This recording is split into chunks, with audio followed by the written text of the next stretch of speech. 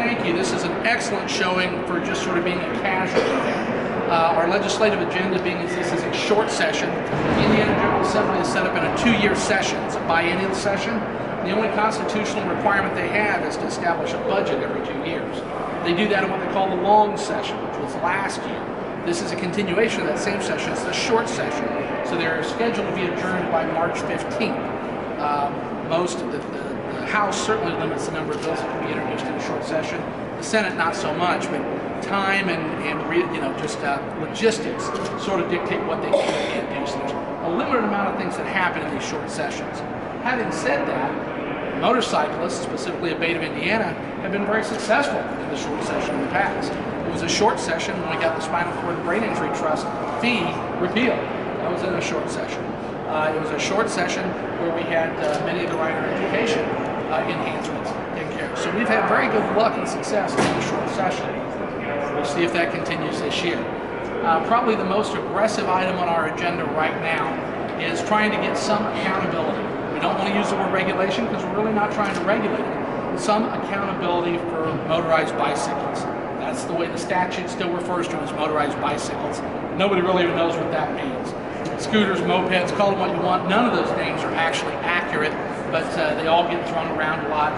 The big problem, and we'll give you this in the form of some talking points in a folder. We have a folder for each member of the General Assembly. If you are a constituent of theirs, we will work with you and sign that out so that you can take this to them and present it to them and talk to them about it as a constituent. If there's no one from that legislator's actual area and you represent them as a region director or county rep or something, even if you don't live in their district, if you represent the same district they represent, you may wish to talk to them because you have a lot of common members and it'll be easier than just having us talk to them. So work that out with Edie when you take it out. But some of the talking points in here include a stat sheet about what's happened with motorized bicycles or mopeds as far as collisions, crashes, injuries, and fatalities. We've seen an increase over the last number of years in that each of the last, I think probably over 7 or 8 years now, it's been at least double digits, which means 10 or more. That doesn't sound like a lot, but when you figure in 2013, it looks like Indiana, it's not final yet, it looks like Indiana is going to recognize about 115 motorcycle fatalities, which we don't like talking in cold terms of numbers when it comes to fatalities. These are brothers and sisters. It's somebody who's lost their life. So we would love for that number to be 0, but realistically, that number this year was 115. Last year was 151. 2012 was 151. You might remember we had virtually no winter, Indian summer, early spring. We had the drought, so there were a lot of dry days, a lot of people riding, a lot of exposure. So the number was up. However, in each of those 2 years, we counted 24 fatalities on motorized bicycles. Selfishly as motorcyclists, one of the ways that we represent what we're doing and show how we can be successful in keeping regulation off us. I mean, remember, we've gone way past just being a helmet issue. We believe in freedom of choice, and if you want to wear a helmet, that's fine. If you want to wear other gear, that's fine, but we think that should be the rider's choice. The rider should be able to make those decisions, not have it mandated or required by law. If we want to continue to have some freedoms as motorcyclists and not be dictated to because we're not smart enough to take care of ourselves and we're a hazard on the roadways, we need to find ways to show that. The best way to measure that is not just the number of fatalities. For years and years, they did with automobiles that go up and down based on a number of different factors. So just the fatalities rising and falling is not really indicative of too much. What we do is we take the number of fatalities as a rate, a ratio of the registrations. So if we have 225,000 registered motorcycles in the state and we have 200 fatalities, you can get that into an easy percentage. That's the ratio. The problem with the whole moped issue is their fatalities count against us. They're counted as motorcycle fatalities. What are they not? There's no registration. So it skews our number because we get blamed for the fatalities, but we don't get credit for the registrations because they don't exist. So we don't want to regulate them out of existence. We're not trying to do that. We're not trying to ruin anybody's life. We just want a little bit of accountability. We've also seen an increase in the last number of years with new cars. I mean, I don't know, not all of us have a new car, but even if we've got something that was made within the last 10 years or so, crush zones and such, You lean heavy on the fender of a car, and you can do a couple $100 worth of damage. So people say that, well, a pedestrian or a moped can't do much damage to a car. Yeah, you really can. You can do $3,500 to $5,000 worth of damage to a car on a moped. And then if it's not registered or insured and there's no accountability, the person that owns the car is the one that suffers. So there's been an increase in those types of situations. So hear me clear and make sure that we represent this way. We're not trying to regulate them. The state of Indiana is not in favor of regulatory laws. We don't really want a bunch of extra laws. We can just soon get rid of some of them that are there. But we need a little accountability here, because right now it's just a free-for-all with these things. They're all over. Law enforcement doesn't know what to do with them. Dealers don't know what to do with them. It's crazy, and it needs to be accountable. That's what it is. So our main purpose is the registration, to try to find out how many of these there really are. Back to that cold number about fatalities. We don't want to make it simple as just a number, because these are human lives we're talking about. But if indeed we have 24 fatalities on these types of vehicles, come to find out that we've got 24 million of them in the state, 24 fatalities isn't really very many, is it? If we find out that there are only 2,000 of them, and we have 24 fatalities, it's a very high percentage, so that would merit a little more attention. We'd like to get a grip for how serious the issue really is, and we can't do that without the number. So that's what we're looking for, some accountability. A lot of that is detailed right here. For the last 4 sessions, Representative Milo Smith from Columbus, Indiana, who's a House Republican, has introduced legislation to try to get some accountability for motorized bicycles, and actually, even though it's still a little bit of a misnomer, get some clarity to what we're talking about as far as mopeds. Most of us as riders understand that scooter really doesn't mean anything. Scooter is just a type of motorcycle, just like a bagger or a sport bike or anything else.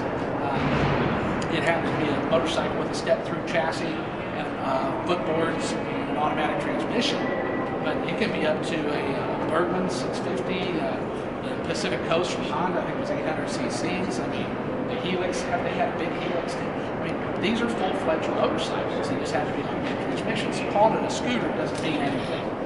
He wants to change names, so they call them mopeds. Like I said, it's still not technically correct, because they don't really have pedals like the original mopeds did. They had that big flywheel, and that's how you got it started.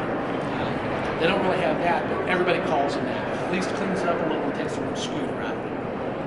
We've not seen all of the language yet. This has been kind of a crazy year. I told you it's a short session already. And if you live in the state of Indiana, regardless of where you live, last week somehow you got affected by weather.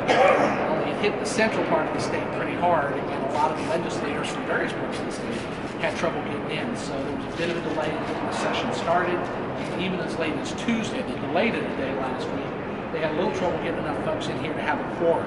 So it was a little awkward, and some things got slowed down. Also, if you live in Indiana and have read a newspaper or watched the television, you know that this year the big buzz in this building is about the constitutional amendment regarding same-sex marriage. There have been a lot of people in the building the last few days or the last week expressing their opinions on that, and that slowed down the committee process a little bit as well. So things are a little bit behind. That's a long way of saying that the deadline for introduction of the first reading of bills in the House of Representatives was scheduled to be Monday of this week, 2 days ago. Well, with the delays and the other things, they extended that and took first reading yesterday as well. And our understanding is they're going to continue to have first readings into the day, because there are a number of bills what they call the hop that haven't come out yet. Again, a long way of saying moped bills. I've talked to 2 representatives that have drafted language through the Legislative Services Agency, which is up there on the 3rd floor where all of the attorneys are that write legislation. 2 representatives have language drafted up there that they intend to have introduced. And it's up to the Speaker of the House to have it read and assign it to a committee. You never know for sure what's going to happen or what's going to happen with. The expectation is that Milo Smith, the representative from Columbus that's done this for 4 years, he's introducing a bill a little more simple than what he's had in the past, with some hope of success in passing it.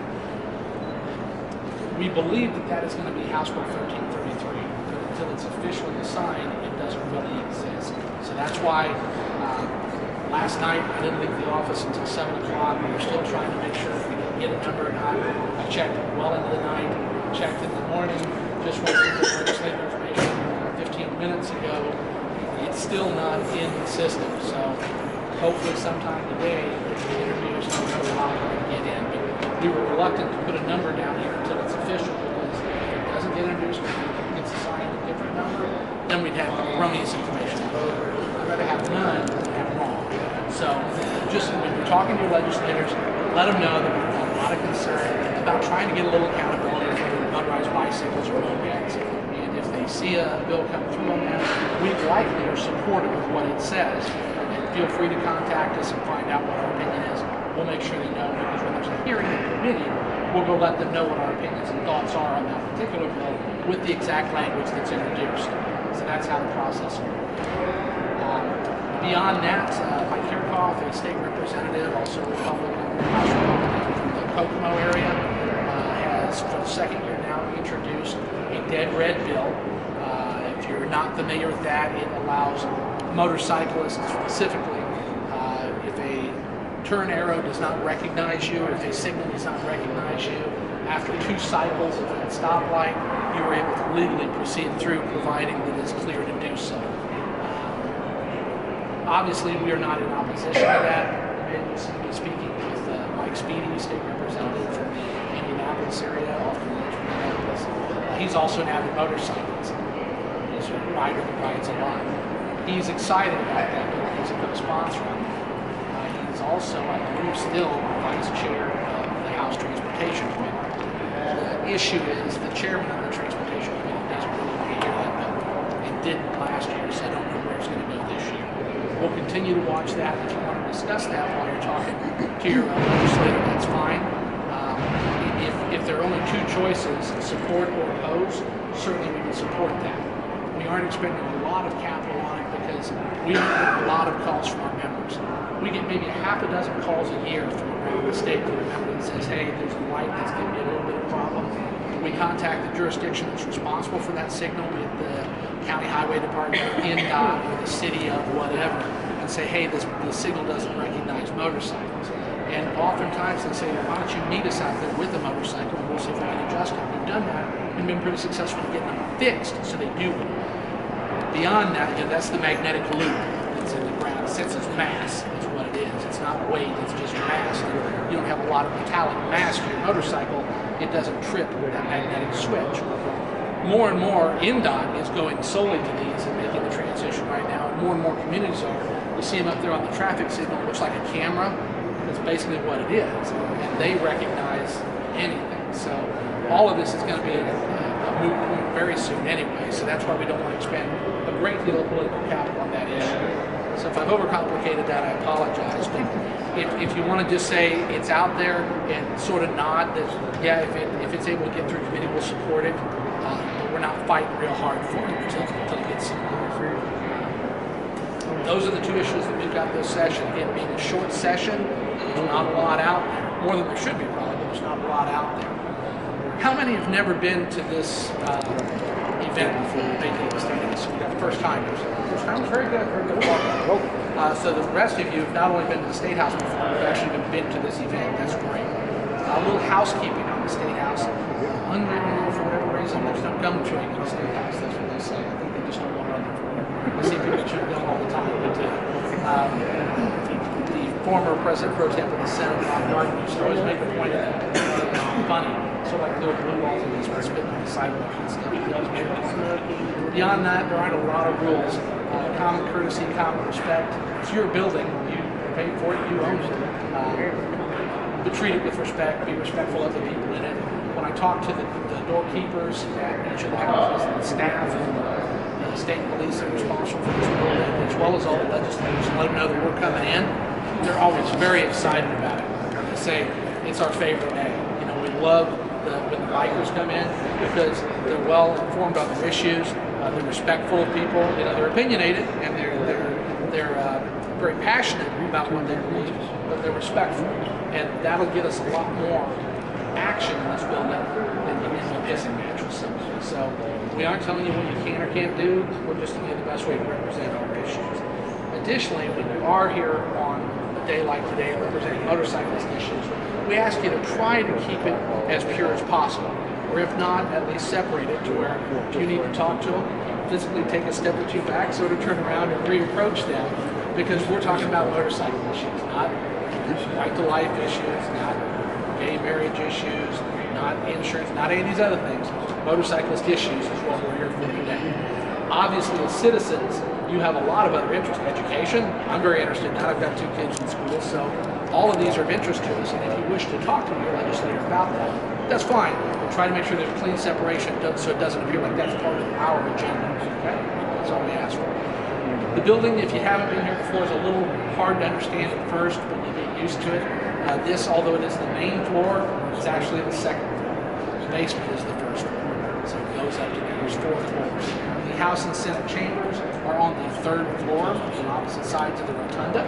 And then in each of those chambers, the Democrats are on one side, the Republicans are on the other. So it's kind of easy to find your way around.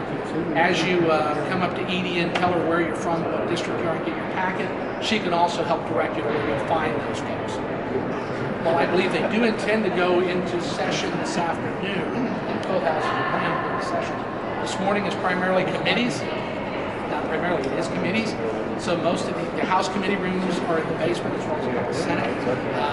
Ways and Means is up on the 4th floor, Senate Finance is up here. So they're sort of scattered around. If you're trying to find your legislator today and you're in a committee, the best thing to do is find out where that committee's meeting, go hang out and wait for it to end and catch them in the hall and walk with them and talk with them. That works real well.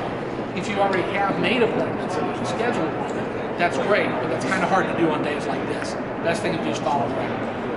Since we've only got a handful, to give welcome to those new folks, but only a handful of new people, if you need a little assistance in how it works or finding your way around, find one of the folks that have been here before, or certainly talk to Mike, Larry, Edie, myself, somebody that's here, and we'll get you pointed in the right direction.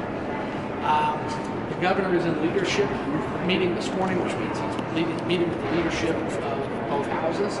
So you probably saw Speaker of the House Brian Bosma, as well as President Pro Tem of the Senate Long, that came down. They are in the governor's office right now meeting with him. They expect that to conclude at roughly 10 o'clock, at which time, if the governor has an opportunity to get a picture of us. No guarantee on that yet, but try to keep that open. Sort of keep an eye on this area.